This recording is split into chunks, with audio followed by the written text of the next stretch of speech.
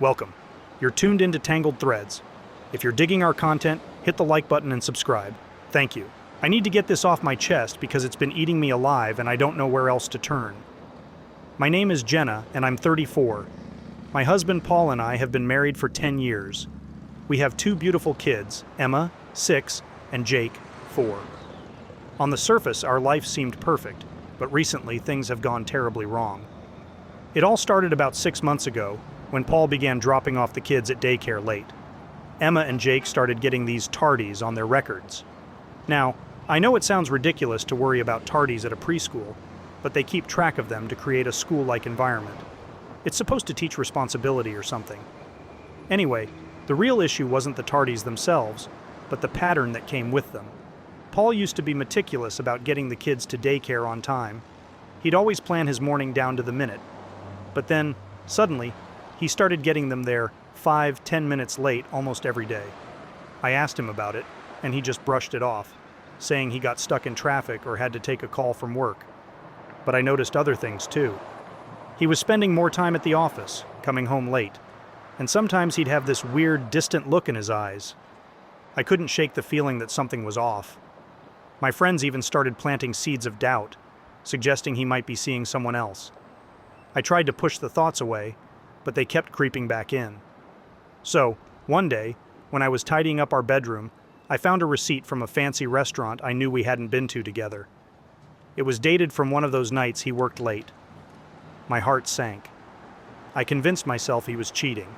I felt hurt, betrayed, and furious. I know it sounds crazy, but in my state of mind, I thought, if he can do it, why can't I? Enter Jason, one of the dads from daycare. He's divorced, and we'd always chatted a bit when picking up the kids. He's charming and has this easygoing vibe that made me feel comfortable. One day, we started talking about how tough marriage can be, and I confided in him about my suspicions. He was sympathetic, and one thing led to another. We ended up having coffee, which turned into dinner, which eventually turned into a hotel room. I know it was wrong. I was just so angry and felt like I deserved to feel wanted, to feel like I mattered. But afterward, the guilt was unbearable. I kept thinking about my kids and what a mess I'd made. The worst part? I found out a couple of weeks later that Paul wasn't cheating at all. He came home early one day with this big grin on his face and told me he'd been working late and dealing with the daycare drop-offs because he was planning a surprise for our anniversary. He'd been setting up this elaborate weekend getaway and had even coordinated with his boss to get some extra time off. The receipt from the fancy restaurant? It was from a lunch meeting with a potential client he was trying to impress so he could land a big contract. I felt like the worst person in the world. Here he was, going above and beyond to do something special for us, and I was sneaking around behind his back. I couldn't keep it in anymore. I broke down and confessed everything. Paul was devastated. He couldn't even look at me. He packed a bag and left that night to stay at a friend's place. Now, he's talking about a separation, and I don't blame him. I messed up big time, and I don't know if he'll ever be able to forgive me. I thought I was protecting myself, but instead, I've destroyed the best thing in my life. My heart aches every time I see the pain in his eyes, and I'd give anything to take it all back. So here I am, hoping for some advice, or maybe just a bit of understanding. I don't know what to do next, or how to even begin to make things right. If anyone's been through something similar, I'd appreciate any words of wisdom. Thanks for reading. Update. Hey everyone, it's Jenna again. I wanted to give you all an update on my situation because I've been feeling even more lost and needed a place to share. After I confessed everything to Paul, he stayed with a friend for a few days. The silence at home was deafening, and the kids kept asking where Daddy was. I felt like I had to do something, anything, to show him how sorry I was and that I wanted to make things right. So, I decided to try and win him back. I took a personal day off work and went out to buy some flowers, his favorite snacks, and a few things I knew he loved. I even picked up a couple of mementos from our early days together, hoping to remind him of the good times we shared. I spent the whole day preparing. I cleaned the house, set the dining table with candles, and cooked his favorite meal. I was nervous but determined. I knew it would take more than one gesture to fix things, but I wanted to show him that I was willing to fight for us. Paul came home that evening, and I could see the exhaustion in his eyes. He looked surprised when he walked in and saw everything. I handed him the flowers and said, "I know I can't undo what I did, but I want to try and make it right. I love you, Paul, and I'm so sorry." He took the flowers and stared at them for what felt like an eternity. Then he looked at me with so much pain in his eyes and said, "Jenna, I appreciate the effort, I really do. But this isn't something that can be fixed with flowers and a nice dinner. You broke my trust in the worst possible way." I felt my heart shatter all over again. Tears streamed down my face as I tried to explain, to plead with him to give us another chance.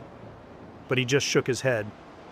"I've been thinking a lot these past few days," he said, "and I don't think I can move past this.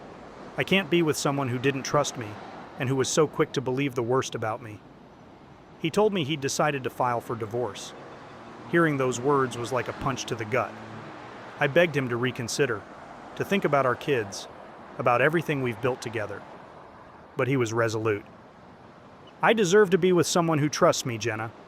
And right now, I don't think that's you." The next morning, he started the process.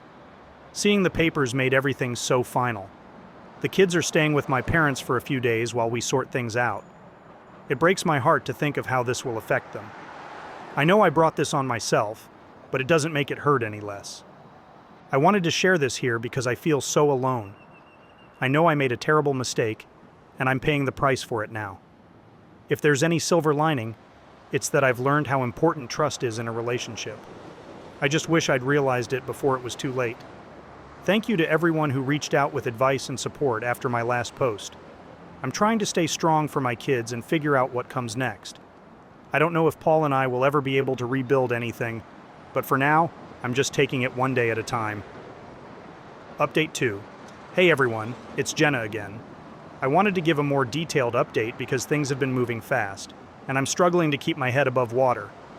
Paul officially filed for divorce, and our court date is coming up soon. I'm terrified. I've been talking to a lawyer, but I can't shake the feeling that this won't go well for me. Paul is a great dad, and I know he'll fight for custody of Emma and Jake. The thought of losing them, even part-time, is crushing. Every night I lie awake replaying everything that led us here. The silence in the house is deafening without Paul's presence, and it's clear the kids are starting to notice the tension. Emma asked me the other day why Daddy hasn't been home, and I had to come up with a flimsy excuse about him working late. I feel like such a failure as a mother. I've been trying to prepare for court, gathering all the documents and evidence I can. My lawyer is supportive but realistic, and she's warned me that my infidelity might not play well in court. I know I made a huge mistake, and now I'm facing the consequences. The guilt is overwhelming, and I can't help but feel like I've thrown away everything that mattered. In the midst of all this, I've been trying to keep some semblance of normalcy for the kids. I take them to school, help them with their homework, and try to smile through the pain. But it's hard. Every day feels like I'm walking through a fog, unsure of where I'm headed. Paul and I barely speak now, except through our lawyers. When we do talk, it's tense and awkward. I can see the hurt and disappointment in his eyes, and it kills me. I wish I could turn back time and make different choices, but I know that's impossible. I just wanted to let everyone know where things stand. Thank you all for your support and kind words. They've been a small ray of light in this dark time. I'll update again after court, but for now, I'm just hoping for the best and preparing for the worst. Please keep us in your thoughts. These ladies need help, like serious help. Anyways, let us know your thoughts in the comments section below. When you subscribe, be sure to click the notification bell. Click here for more Tangled threads.